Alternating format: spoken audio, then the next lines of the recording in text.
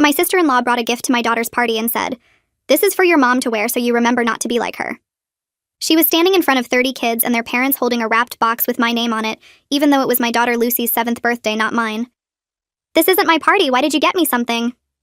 I tried to take the box to open later, but my sister-in-law Tara pulled it back and started unwrapping it herself. Because Lucy needs to understand who her mother really is. Everyone does. She pulled out a black t-shirt and held it up for everyone to see. Across the front, in huge white letters, it said, D-U-M-B. The parents stopped talking and the kids stared confused. What is this?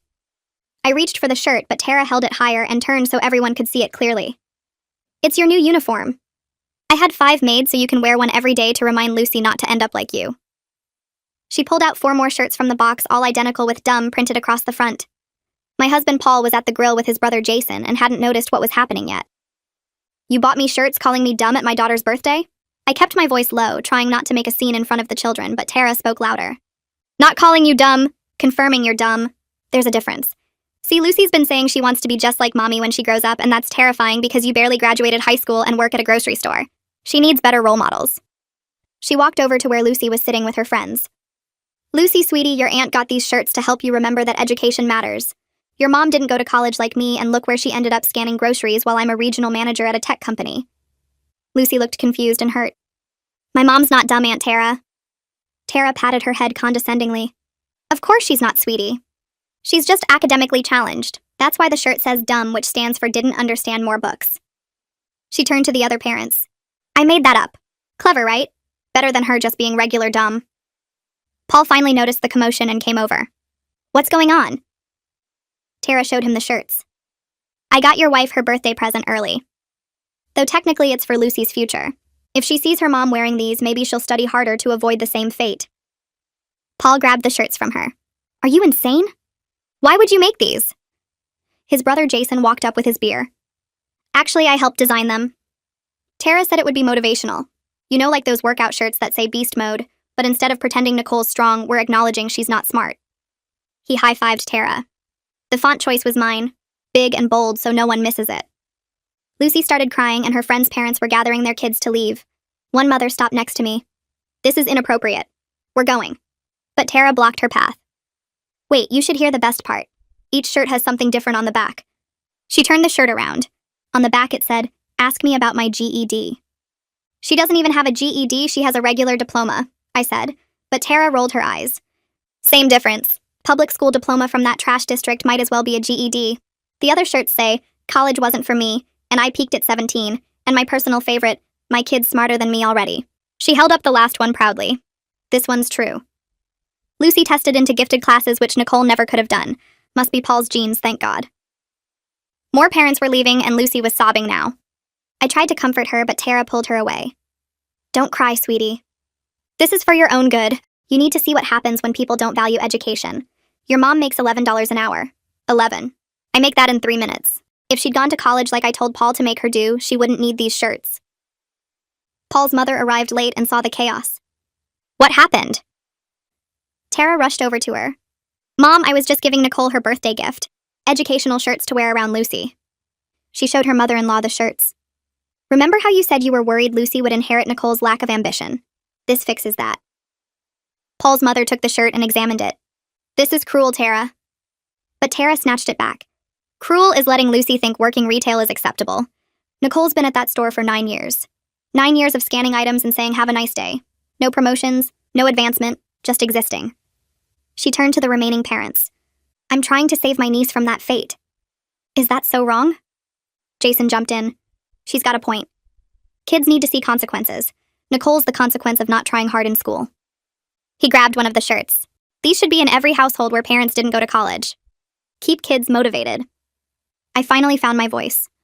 I stepped toward Tara and grabbed one of the shirts from her hands. She needed to leave right now before I said something I would regret in front of all these children. My voice came out louder than I meant it to. Get out of my house. Tara's eyebrows went up and she smiled like she'd won something. See? This is exactly what I mean. You're getting emotional instead of using logic. If you were smarter, you'd see I'm trying to help Lucy. She started folding the shirt slowly and carefully like we had all the time in the world. Each fold was precise, and she smoothed out every wrinkle with her palm. These shirts are going right here on the gift table so everyone can see them. Maybe some of the other parents will want me to make them sets too. She placed the stack on the corner of the table between a wrapped doll and a craft kit. Jason finished his beer and crushed the can. We should probably go anyway. I've got a conference call in an hour. He walked toward their car without saying goodbye to anyone. Tara followed him but turned back at the gate. Think about what I said, Nicole. Lucy deserves better than watching you settle for minimum wage. Paul stood next to the grill holding the spatula but not moving. His mother had her arms around Lucy, who was still crying, into her shoulder. The grandmother kept patting Lucy's back and making soft shushing sounds. The parents who were still here grabbed their kids' hands and started walking toward their cars. Nobody looked at me when they passed. One dad gave Paul a quick nod, but that was it. A mom I'd talked to at the school pickup last week hurried by with her twin boys. I tried to smile at her, but she pretended to be busy getting her purse out of her bag. The birthday cake sat untouched on the table with 7 candles that hadn't been lit yet. Streamers hung from the fence and balloons bobbed in the breeze. Lucy had picked out everything herself. She wanted purple and silver because those were her favorite colors this month. I watched the last family leave through the gate and realized every kid at that party would tell their parents what happened tonight. Those parents would tell other parents. By Monday, everyone at Lucy's school would know her aunt made shirts calling her mom dumb. The backyard was empty except for our family. Paul put down the spatula and walked toward the house without saying anything. His mother looked at me over Lucy's head with an expression I couldn't read. Lucy lifted her face and her eyes were red and puffy. Why did Aunt Tara say those things about you, Mommy? I opened my mouth, but nothing came out. What was I supposed to tell her? That adults sometimes hurt each other for reasons that don't make sense? That her aunt thought being smart meant having a college degree? I knelt down next to her. Sometimes people say mean things when they're upset, sweetie. Lucy wiped her nose on her grandmother's shirt. But she wasn't upset. She was smiling. Paul's mother met my eyes, and I saw she understood this was worse than we'd both realized. I found Paul in the garage an hour later. He was sitting on an overturned bucket staring at the wall where we kept the gardening tools. Lucy had finally cried herself to sleep upstairs after asking me 3 more times why Aunt Tara hated me. I stood in the doorway waiting for him to notice me, but he didn't turn around. How could you let your sister do that to our daughter? My voice echoed in the concrete space. Paul rubbed his face with both hands. I didn't know she was planning it. The words sounded hollow, like he was reading from a script. You were standing right there, Paul. You heard everything she said and you just froze. He finally looked at me and his eyes were tired. What did you want me to do? Start a fight at Lucy's birthday party? I felt something hot building in my chest. Yes, that's exactly what I wanted. I wanted you to tell your sister to shut up and get out. I wanted you to defend your wife and daughter instead of acting like a statue. He stood up and walked past me into the house without answering. I couldn't sleep that night. Every time I closed my eyes, I saw Tara holding up those shirts and all those parents staring. Around 2 a.m, I got out of bed and went downstairs. The shirts were still on the gift table where Tara left them. I picked up the top one and unfolded it. The white letters looked even bigger in the dark kitchen. I turned it around and read the back. My kid's smarter than me already. My hands started shaking and then I was crying again. Not the quiet kind of crying, but the kind where you can't catch your breath. Paul came down the stairs in his pajamas. He stopped when he saw me holding the shirt. For a long time, he just stood there. Then he walked over and took the shirt from my hands. He looked at it for a minute and his face changed. She really did this. I wiped my eyes. Yeah, Paul, she really did. He sat down at the kitchen table, still holding the shirt. I'm sorry. I should have stopped her. It was the first real thing he'd said since the party ended. The next morning, Lucy wouldn't get out of bed. I tried 3 times to get her dressed for school, but she pulled the covers over her head. I don't want to go. Everyone's going to make fun of me. I sat on the edge of her bed. Why would they make fun of you, sweetie? She peeked out from under the blanket. Because Aunt Tara said you're dumb. The other kids heard her. They're going to laugh at me. I felt my throat get tight. This was exactly what I was afraid of. I pulled out my phone and called work. My manager answered on the 3rd ring. Hey, I need to take a sick day.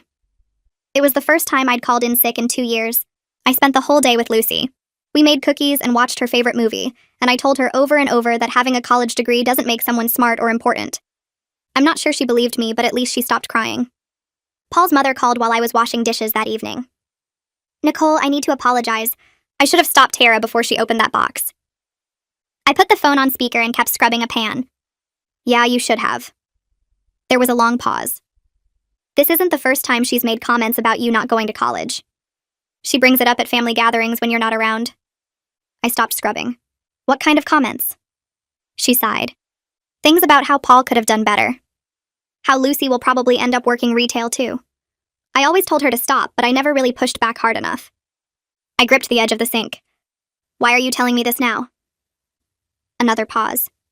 Because I'm realizing Tara has always been like this. Even when we were kids, she had to be the best at everything. She couldn't stand when other people got attention.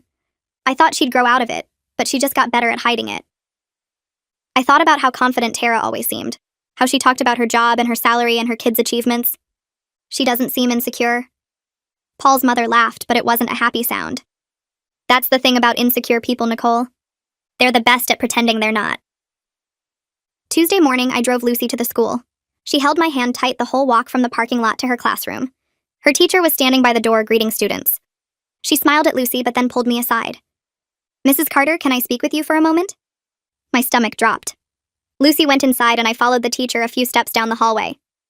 Several parents called me yesterday about an incident at a birthday party. They said something inappropriate happened. I felt my face get hot. Of course the parents had called. I gave her a quick version of what Tara did. The teacher's expression went from curious to shocked to angry. That's horrible. I'm so sorry that happened. She looked back at her classroom where Lucy was putting her backpack in her cubby. I'll keep an eye out for any bullying toward Lucy. If anything happens, I'll handle it immediately. I thanked her and left before I started crying again. Work that evening was busy, and I was grateful for the distraction. I scanned groceries and made small talk with customers, and tried not to think about Tara's voice saying I'd been doing this for 9 years with no advancement. My coworker Hadley came over during a slow moment. Hey, you okay? You look like you've been crying. I shook my head, but then everything just came out. I told her about the shirts and what Tara said in front of everyone and how Lucy was scared to go to the school. Hadley's face got red while I talked. Are you serious? Who does something like that? She looked around to make sure our manager wasn't nearby. That woman sounds miserable. Like genuinely miserable. Happy people don't tear other people down like that. I felt something loosen in my chest. You think so? Hadley nodded hard. I know so. She's probably jealous of something you have that she doesn't. Maybe your relationship with Lucy. Maybe something else. But normal people don't custom order shirts to humiliate someone. It was the first time since the party that I felt like maybe I wasn't crazy for being this upset. Wednesday night, Paul came home from work and found me making dinner. I think we should invite Tara and Jason over this weekend to talk things through. I stopped chopping vegetables. What? He loosened his tie. We need to clear the air. This tension isn't good for anyone. I put down the knife. Have you been texting with her? He looked away, which was all the answer I needed. She's my sister, Nicole. I can't just cut her off. I felt anger rising up again. I'm not asking you to cut her off, Paul. I'm asking you to wait until she apologizes to Lucy. He shook his head. You're being stubborn. You're making this harder on everyone. I stared at him. I'm being stubborn? Your sister publicly humiliated me and traumatized our daughter, and I'm the one making things hard? He grabbed a beer from the fridge. You know what I mean. If we just sit down and talk like adults, this will blow over. I turned back to the cutting board. No, Paul. Not until she apologizes to Lucy.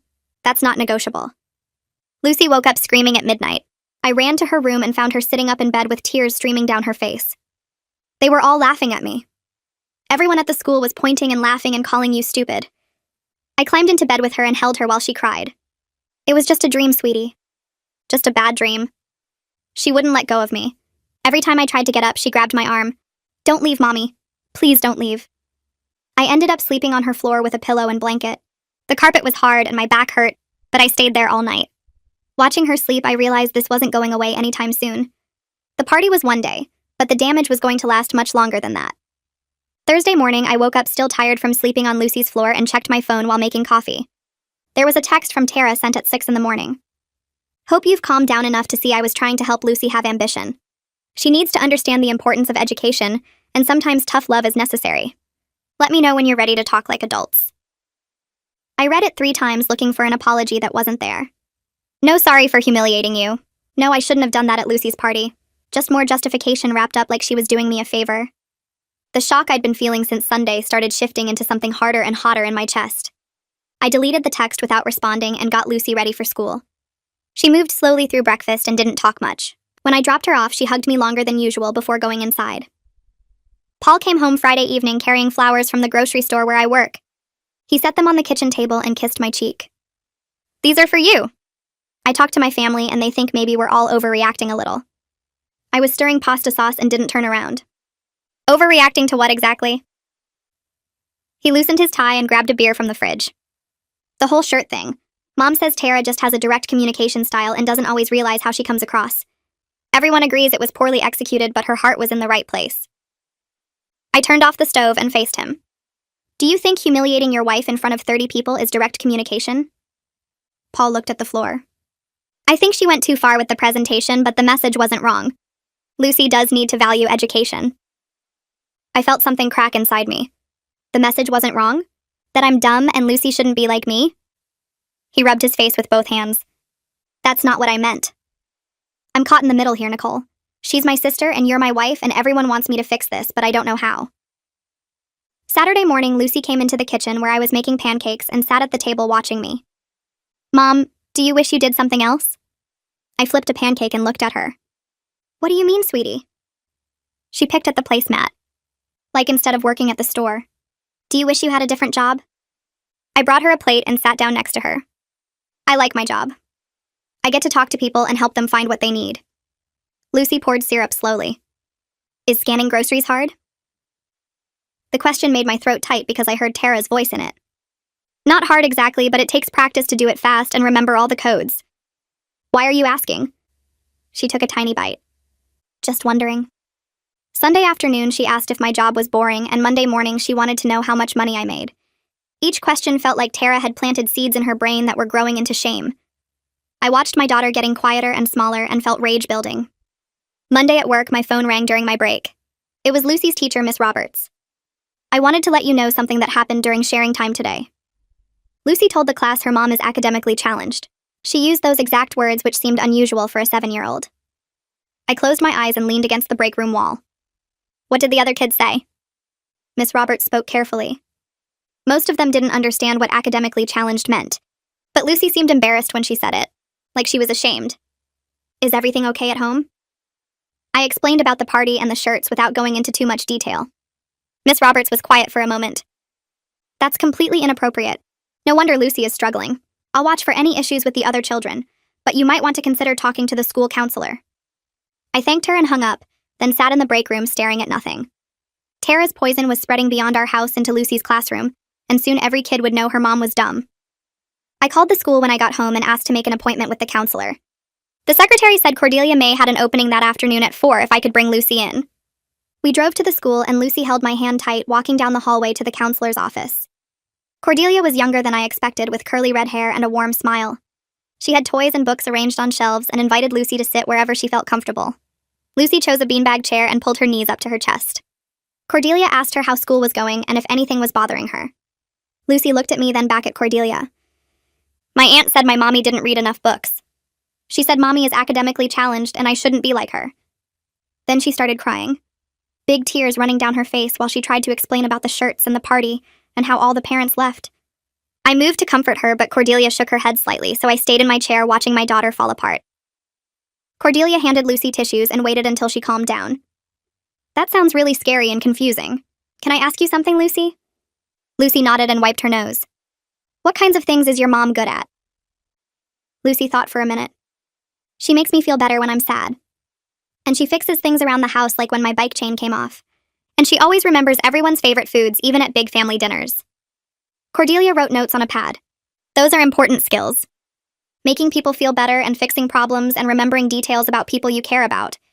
Do you think those things matter? Lucy nodded slowly. My aunt says only college matters, though.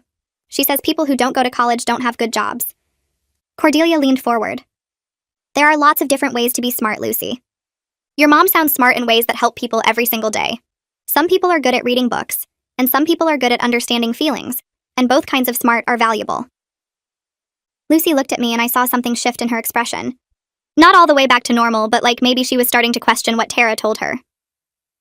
That evening after Lucy went to bed, Paul's mother called. I talked to Tara today and she feels bad about how things went at the party. She wants you to know she was motivated by concern for Lucy's future. I put the phone on speaker and kept folding laundry. That's not an apology. Paul's mother sighed.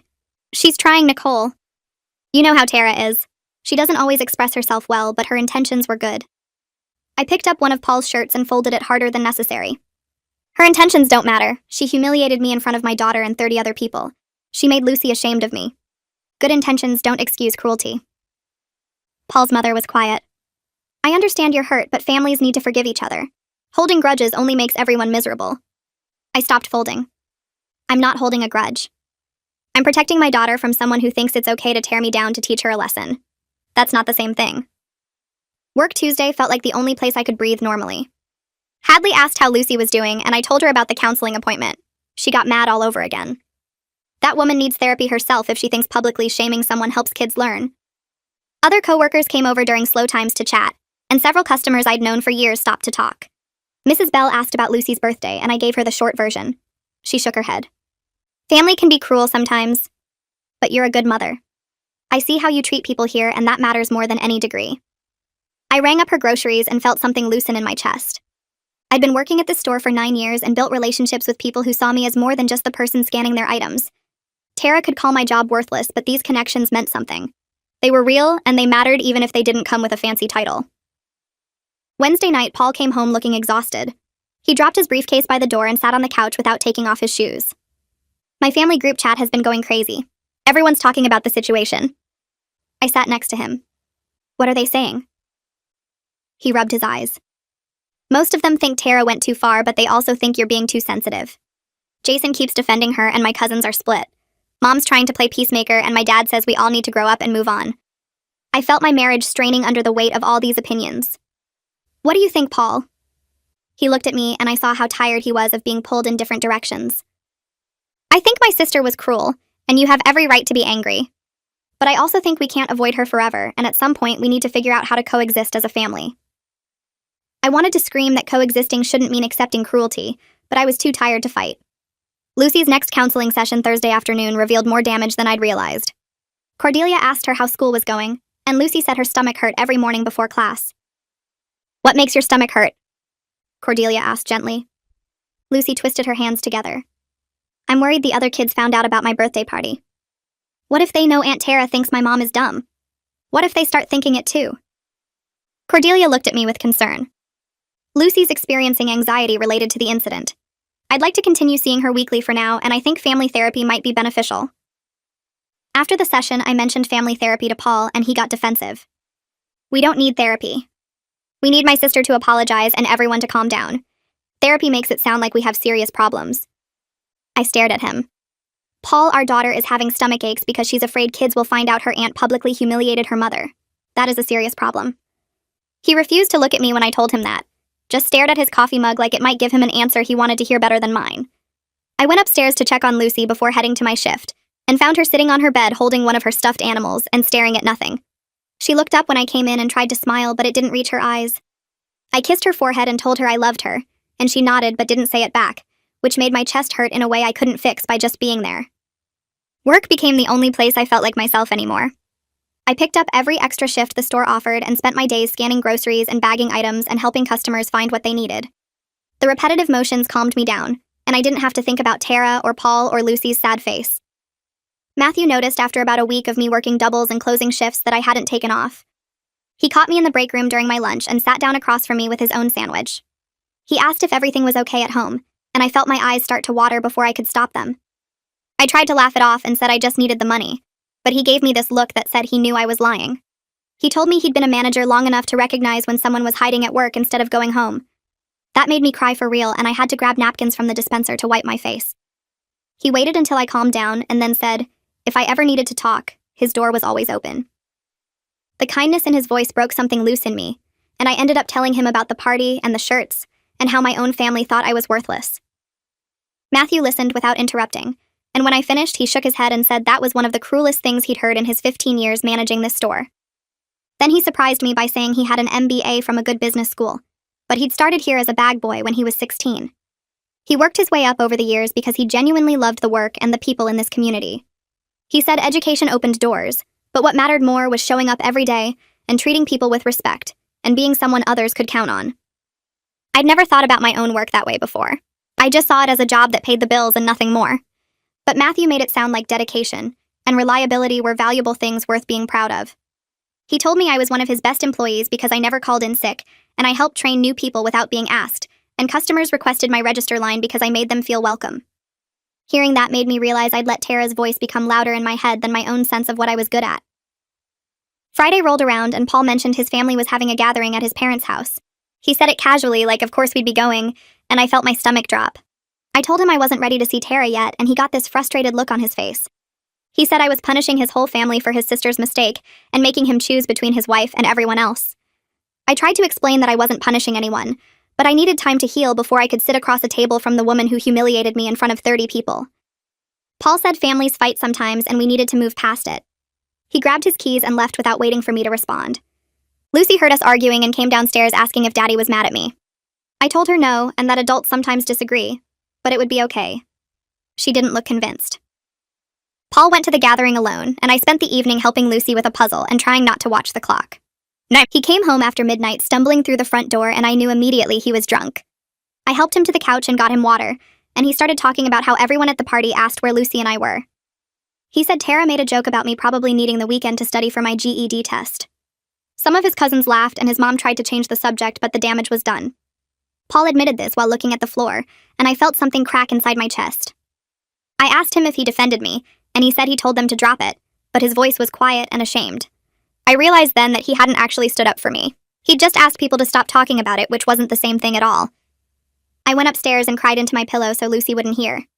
Saturday morning, I woke up before Paul and made coffee and waited for him in the kitchen.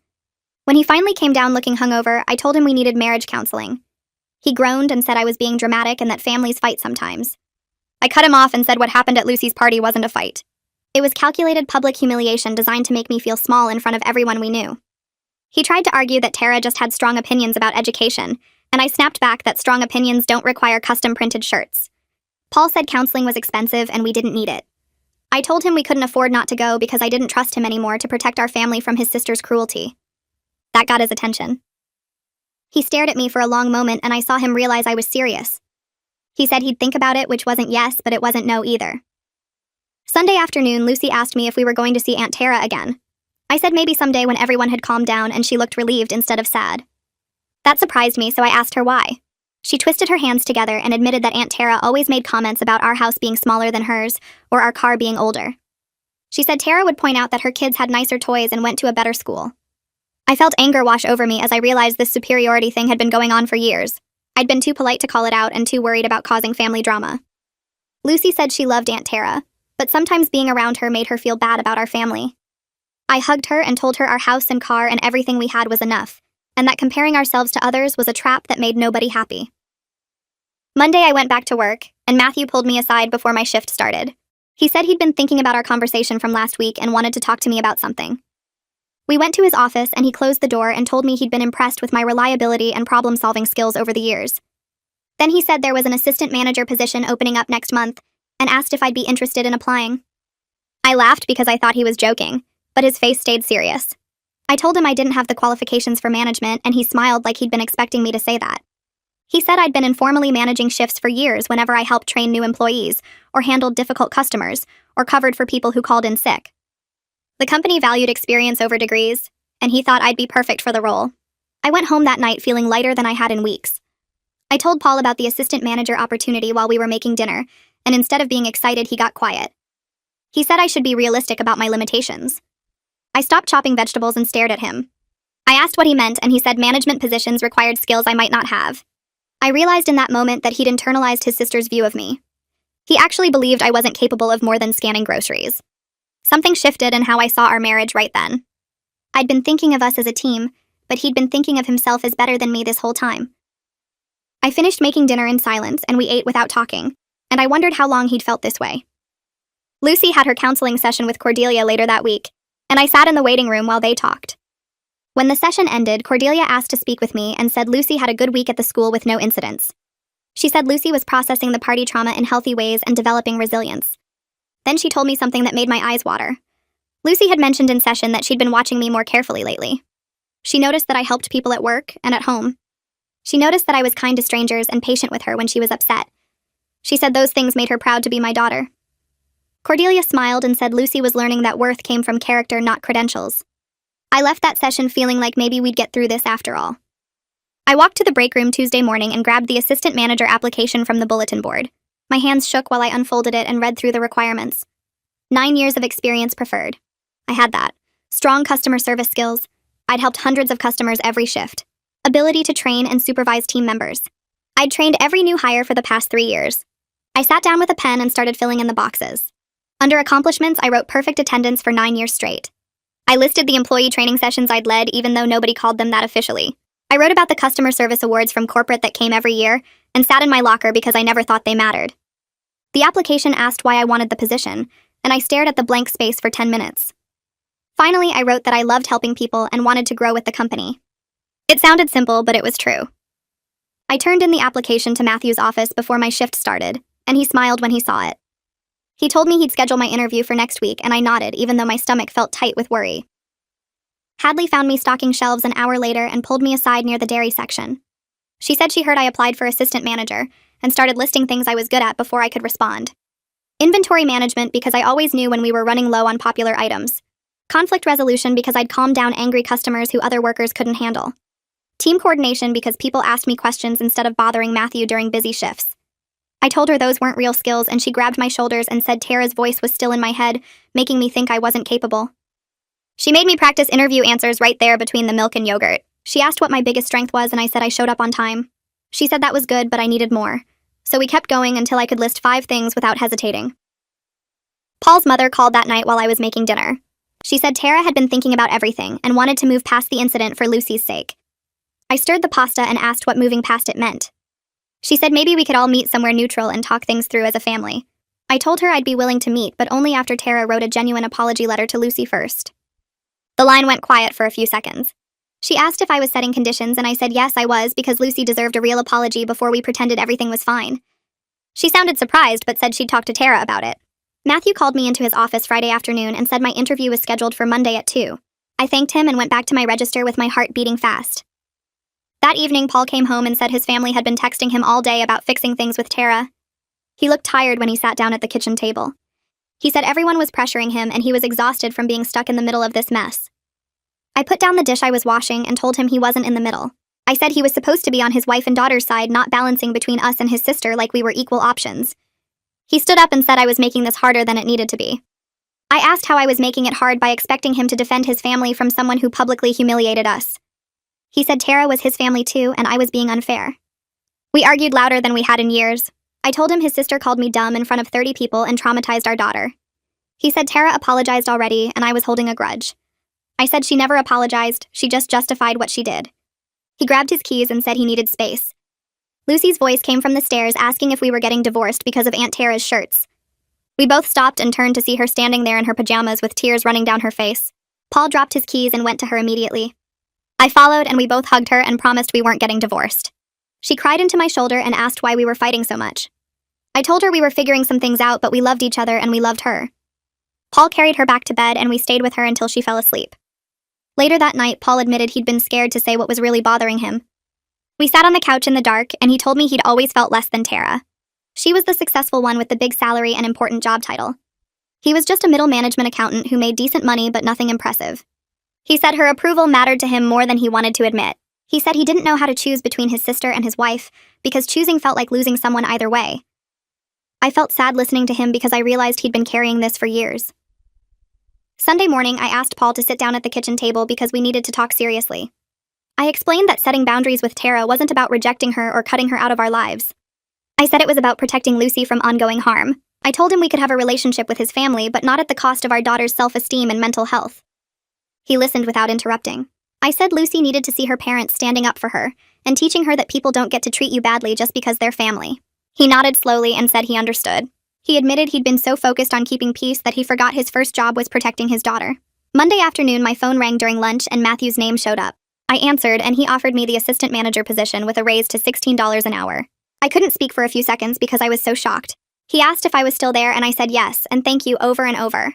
I called Hadley right after, and she screamed so loud I had to pull the phone away from my ear. Then I drove to Lucy's school and waited outside until dismissal. When she came out, I told her I got promoted to assistant manager. She hugged me tight and said she knew I was smart. That night, I told Paul about the promotion while we were cleaning up after dinner. He smiled and said he was happy for me and proud of me. But something seemed off in the way he looked away when I mentioned the pay raise. Later, when we were getting ready for bed, he admitted he makes less per hour than I would now. He said it quietly, like he was embarrassed. I realized his identity was wrapped up in being the one who made more money and provided for the family. My success was threatening something he'd built his self-worth around. I talked to Paul that night after Lucy finally fell asleep and told him I felt proud of myself for standing up to his family. He nodded but didn't say much and went to bed early. The next morning my phone buzzed while I was getting ready for my first official day as assistant manager. Tara's name appeared on the screen with a text message. I opened it expecting more nastiness, but instead it said, "Congratulations on finally moving up after 9 years." The backhanded part stung for a second, but then I started laughing because it was so predictable. Paul heard me and asked what was funny. I showed him the text and he frowned and said she was trying to be nice. I told him it didn't matter anymore because her opinion was starting to mean less to me every day. He looked relieved, like he'd been worried I'd stay angry forever. My first week as assistant manager threw me into situations I'd never handled before. A supplier delivery came wrong and I had to call the warehouse and negotiate a rush replacement. 2 employees got into an argument about shift coverage and I sat them down and worked out a compromise. The computer system crashed during peak hours, and I kept everyone calm while we processed transactions manually. Every challenge scared me at first, but then I'd figure it out and feel this surge of confidence. The team responded better than I expected because I'd worked alongside them for 9 years and understood what they dealt with every day. Matthew watched me handle a difficult customer who wanted to return spoiled produce without a receipt, and afterward told me I had good instincts for management. I saved that compliment in my head to replay when doubt crept in. Paul's mother called on Thursday evening while I was folding laundry. She said Tara had written an apology letter for Lucy and asked if she could bring it over. I hesitated because I didn't trust anything from Tara, but agreed because maybe it would help Lucy. She arrived an hour later holding a sealed white envelope with Lucy's name written in Tara's neat handwriting. Lucy came downstairs and her grandmother handed her the envelope with a hopeful smile. Lucy's hands shook a little as she opened it and I stood behind her reading over her shoulder. The letter started with an apology for hurting Lucy's feelings at the party. Then it explained that Tara was trying to motivate Lucy to value education, because college opens doors and creates opportunities. The second page listed scholarships Lucy should start thinking about for the future, including specific programs for gifted students. There was information about STEM camps and academic competitions, and a note about how important it is to start planning for college and elementary school. Lucy read it twice, looking more confused each time. She looked up at me and asked if Aunt Tara was still mad at me. I felt my stomach tighten because this wasn't a real apology at all. I walked Paul's mother into the kitchen and told her this wasn't acceptable. She asked what I meant because Tara had apologized. I explained that a genuine apology acknowledges harm without justification or conditions. I said real apologies don't include a but or an explanation that makes it the other person's fault. She shifted uncomfortably and said, "Tara has always struggled to admit when she's completely wrong." I realized this pattern went deeper than just Tara's personality. The whole family had learned to excuse bad behavior by focusing on good intentions. Paul's mother admitted she'd made similar excuses for Tara her whole life because Tara was so successful and smart. I told her that success doesn't give someone permission to hurt people, and she nodded slowly, like she'd never thought about it that way before.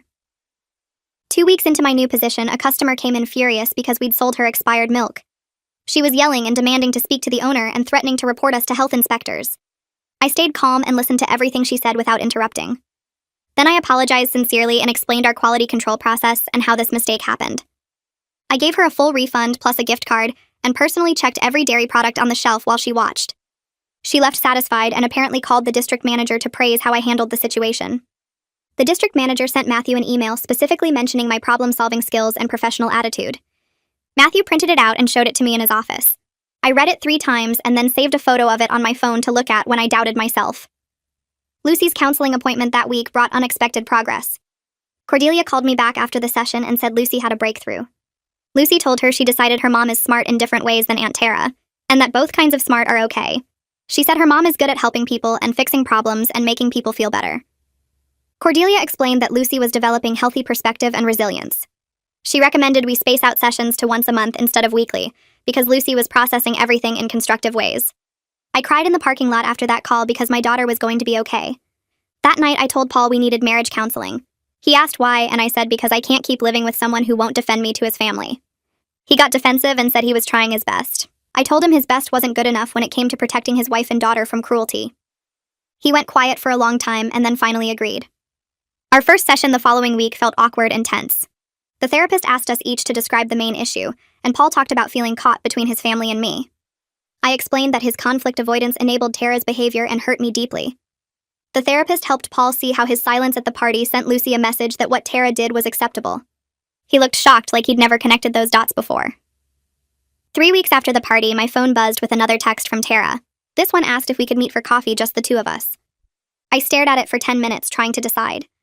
Paul saw me looking at my phone and asked what was wrong. I showed him, and he said maybe I should hear what she has to say. I was hesitant, but also curious what she wanted to say without an audience. I texted back and agreed to meet at a coffee shop halfway between our houses on Saturday morning. Saturday, I arrived at the coffee shop early and ordered a latte. Tara walked in exactly on time, wearing expensive workout clothes and carrying a designer purse. She ordered a complicated drink and sat down across from me. We didn't speak until she had her coffee, and then she took a deep breath. She admitted she'd been jealous of my relationship with Lucy. She said Lucy adores me in a way her own kids don't seem to adore her. She works 60 hours a week and barely sees her children, and when she does see them, they're tired or busy or asking for things. She said she made the shirts because she's frustrated with her own choices and took it out on me. Her voice cracked a little when she talked about missing her kids' school events and bedtimes. I sat there processing this confession, and realizing Tara's cruelty came from a place of deep unhappiness with her own life. I stirred my coffee and looked at her expensive workout clothes and her designer purse sitting on the table between us. She was waiting for me to say something, but I wasn't going to make this easy for her. Her jealousy explained the cruelty, but it didn't excuse what she did to Lucy in front of 30 people. I set my cup down and leaned forward. Your jealousy doesn't excuse publicly humiliating me and making my daughter cry at her own birthday party. She flinched like I'd slapped her. I know that now. I just thought you'd laugh it off because you're always so easygoing about everything. You never get mad when I make comments. I realized right then that she'd mistaken my politeness for weakness. All those times I'd smiled and changed the subject when she bragged about her salary or made digs about my job, she thought I didn't care. She thought I had no boundaries because I never enforced any. That wasn't easygoing. That was me being polite because you're Paul's sister and I didn't want to cause problems. She looked uncomfortable and picked at her napkin. I didn't realize I was hurting you. You never said anything. I wanted to point out that most people don't need to be told that calling someone dumb is hurtful, but I kept my voice steady. I'm saying something now. What you did traumatized Lucy. She had nightmares for a week. Her face went pale and she looked genuinely upset. I never meant to hurt Lucy. I love her. I was trying to motivate her. I shook my head. You were trying to hurt me and you used Lucy to do it. That's worse. She sat with that for a minute and I watched her process it. Finally, she asked what it would take for us to move forward. I'd thought about this before coming here. A genuine apology to Lucy in person. No more comments about my education or my job ever. And you respect the boundaries I set from now on. She shifted in her seat and I could tell she was uncomfortable giving up the superior position she'd held in our relationship. Okay, I can do that. Her voice was quiet. When can I apologize to Lucy? I told her I'd talk to Paul and we'd set something up. She nodded and we finished our coffee in awkward silence. When we left the coffee shop, she hugged me and it felt stiff but genuine. I drove home wondering if she'd actually follow through or if this was just another performance. The following Sunday afternoon, our doorbell rang and I opened it to find Tara standing alone on the porch. Paul had warned Lucy that her aunt was coming to talk to her, and Lucy had been nervous all morning. I let Tara in and called Lucy downstairs. Lucy came down slowly and stood next to me holding my hand. Tara knelt down so she was at Lucy's eye level. Lucy, I came to apologize for hurting your feelings and making your party bad. What I did was mean and wrong. Lucy looked at her carefully. Do you really think Mommy is dumb? Tara glanced up at me and then back at Lucy. No, sweetie. I said mean things I didn't really believe because I was having a bad day. Your mommy is very smart in ways that matter. I was wrong. Lucy seemed to think about this. Okay, I forgive you, Aunt Tara. Tara's eyes got watery and she hugged Lucy. Thank you. I promise I'll be nicer. After a few more minutes of awkward conversation, Tara left, and Lucy went back upstairs to play. Paul came out of the kitchen where he'd been listening. That went well. I nodded, but I was still cautious about whether Tara would actually change. That evening, Lucy came and sat next to me on the couch while I was reading. Mommy, do people say mean things when they're sad inside? I put my book down and pulled her close. Sometimes, yes. When people are unhappy with themselves, they sometimes take it out on other people. It doesn't make it okay, but it explains why they do it. She was quiet for a minute. Was Aunt Tara sad inside when she gave you those shirts? I explained that Aunt Tara was struggling with her own choices and took her frustration out on me. Lucy asked if that meant she should feel sorry for Aunt Tara, and I told her she could feel sorry for her and still know what she did was wrong. We talked for a while about hurt people hurting others, and I was proud watching her develop empathy even after being wounded. She was processing this in such a healthy way, and I could see her resilience growing. Later that night, after Lucy went to bed, I sat in her room for a few minutes just watching her sleep. She was going to be okay. We were going to be okay. Paul's therapy homework that week was to practice setting boundaries with his family. I didn't think much of it until Thursday evening when his mother called during dinner. Paul answered, and I could hear her voice through the phone criticizing how we let Lucy stay up too late on the school nights. Paul usually just agreed with whatever his mother said, but this time he took a breath. "Mom, that's not helpful. We've got Lucy's bedtime handled." There was silence on the other end, and then his mother said something I couldn't hear. Paul stayed firm. "I know you're trying to help, but Nicole and I make the parenting decisions for Lucy." After he hung up, he looked surprised at himself and a little proud. I reached across the table and squeezed his hand. It was a small moment, but it felt significant. He was learning to protect our family instead of just keeping the peace. At work the next week, I noticed we were losing new employees within their first month. They'd get overwhelmed during rushes and quit without giving notice. I started thinking about how I learned the job 9 years ago and realized nobody had trained me properly either. I just figured it out through trial and error. I talked to Matthew about creating a buddy system where new employees shadowed experienced ones for their first 2 weeks instead of being thrown into busy shifts alone. He liked the idea and told me to implement it. Over the next month, our new employee turnover dropped significantly. Matthew called me into his office and said he'd told the district manager it was my idea.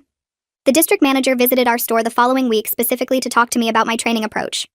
She asked detailed questions about how I structured the buddy system and what metrics I used to measure success. I realized while talking to her that I had expertise worth sharing. I knew how to break down complex tasks into simple steps. I knew how to make new employees feel supported instead of overwhelmed. I knew how to build confidence in people who were scared of making mistakes. These were skills I'd developed over 9 years, and I'd never thought of them as valuable before. 2 months after the birthday party, Lucy's teacher sent an email that made me cry at my kitchen table. She wrote that Lucy was back to her normal, confident self, and had even volunteered to give a presentation about different kinds of smart for Career Day. Lucy had included me as an example of someone who's good with people and solving problems. She told her class that her mom helps customers find things and makes them feel better when they're having bad days. She said her mom is smart about feelings and being kind. The teacher said several students went home and told their parents they wanted to be like Lucy's mom when they grew up. I read the email 3 times, and each time I cried harder. My daughter saw my worth even when I struggled to see it myself. Paul and I had our regular counseling session that Wednesday, and something shifted. The therapist asked Paul why he didn't defend me at the party, and he sat quietly for a long time. Finally, he admitted he was ashamed of defending me because part of him agreed with Tara's assessment. The words hit me like a physical blow. Hearing him say out loud that he thought I wasn't smart enough or successful enough hurt worse than anything Tara had done. At least Tara was his sister. Paul was supposed to be my partner. The therapist helped us work through it, and Paul cried while apologizing. He said he'd been conditioned by his family to value education and career success above everything else. He said watching me stand up to Tara made him realize how strong I was, and how wrong he'd been. It was painful but also clarifying. We couldn't rebuild our marriage on the foundation we had before. We needed to build something new based on actual respect and trust. November arrived, and Paul's mother called to confirm we were coming to Thanksgiving at their house. Paul looked at me nervously while she talked. I'd been thinking about this for weeks. I told Paul I was willing to go, but I'd leave immediately if anyone made comments about my education or job. He supported my boundary and called his mother back to warn the family in advance. She sounded annoyed but agreed to tell everyone. The days leading up to Thanksgiving, I felt anxious but also determined. I wasn't going to hide or avoid his family forever. I was going to show up as myself, and if they couldn't respect that, then I'd leave. Thanksgiving afternoon, we arrived at Paul's mother's house with Lucy and a pie I'd made.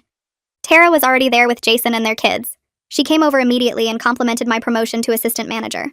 Her tone seemed forced, but at least she was trying. Jason avoided me completely, which was fine with me. I had no interest in talking to someone who thought humiliating people were motivational. Paul stayed close to me and Lucy the whole time. When his uncle started to make a comment about community college, Paul cut him off and changed the subject. When Tara's kids asked Lucy about school, Paul made sure to mention Lucy's presentation about different kinds of smart. He was showing his family where his loyalty was now. We stayed for 3 hours and then left. In the car, Lucy said it wasn't as bad as she thought it would be. Paul reached over and held my hand while he drove. We were healing. All 3 of us were healing. December arrived with Lucy asking if she could invite Aunt Tara to her school holiday concert. I looked up from folding laundry and tried to hide my surprise. After everything that happened, I didn't expect Lucy to want Tara anywhere near her special events. But Lucy explained that her music teacher said families should come support the students, and she wanted to give Aunt Tara another chance. I agreed because Lucy seemed genuinely hopeful, and I didn't want my own hurt feelings to stop her from rebuilding relationships on her terms. The concert was on a Tuesday evening in the school gym, and Tara showed up alone without Jason, which I appreciated. She sat 3 rows behind us and clapped politely during Lucy's class performance. Afterward, Lucy ran over to her, and Tara knelt down and told her she was proud of how well she sang. Lucy beamed and asked if Aunt Tara liked her solo part, and Tara said it was beautiful. I watched them talk for a few minutes and saw something shift between them. Tara wasn't being condescending or making comparisons. She was just being an aunt telling her niece she did a good job. When Lucy ran off to find her friends, Tara came over to Paul and me. She thanked us for letting her come and said she was working on being better about boundaries. I nodded and told her I appreciated that, and we left it there. It wasn't a big emotional moment, but it felt like actual progress built on respect instead of forced apologies. My 3-month review as assistant manager happened the following week, and Matthew scheduled it for a Thursday morning before the store opened. I sat in his office nervous even though I knew I'd been doing well. Matthew pulled out the evaluation form and went through each category, marking exceeds expectations for every single one. He praised my leadership during the Thanksgiving rush, and mentioned how the new training system I created reduced turnover by 20%. Then he leaned back in his chair and said there was a store manager training program starting in January. He asked if I would consider applying because the district manager specifically mentioned my name after visiting our location. I sat there stunned because 9 months ago I was scanning groceries thinking I'd never advance beyond that. Now I was encouraged to train for store manager, which would mean another significant raise and real career growth. I told Matthew I was interested and he handed me the application packet. That night I showed Paul the forms and he looked genuinely excited for me. He said watching me grow professionally made him proud, and he could see how much confidence I'd gained since taking the assistant manager role. Our anniversary fell on a Saturday in mid-December, and Paul planned a nice dinner at the Italian restaurant where we had our first date. We left Lucy with Paul's mother, who'd been making more effort to support our family boundaries. At dinner, Paul handed me a card before we ordered, and I opened it expecting something standard. Instead, he'd written a long message about being proud of the strength I showed standing up for myself and Lucy. He admitted that watching me set boundaries with his family taught him he could do the same. He wrote that our marriage felt stronger than it had in years, because we were finally being honest about what we needed from each other. I cried reading it because those words meant everything after months of feeling like he didn't see my worth. Paul reached across the table and held my hand and said he was sorry it took something as awful as the shirt incident to wake him up. He promised to keep choosing our family first, and I believed him because his actions over the past months backed up those words. Lucy's next therapy appointment with Cordelia happened the Tuesday before Christmas, and I sat in the waiting room expecting our usual monthly check-in. But Cordelia called me into the office after her session with Lucy and said she thought we could end regular appointments. Lucy had processed the birthday party incident and developed healthy ways to handle her feelings when people said hurtful things. Cordelia explained that Lucy showed remarkable resilience, and the trauma from that day no longer controlled her emotions or self-image.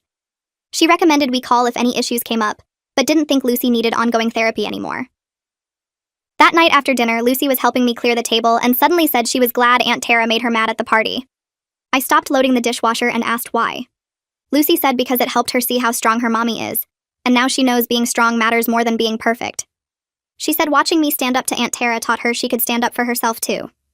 I pulled her into a hug and realized we'd turned something meant to break us down into an opportunity for both of us to grow stronger and more sure of who we are.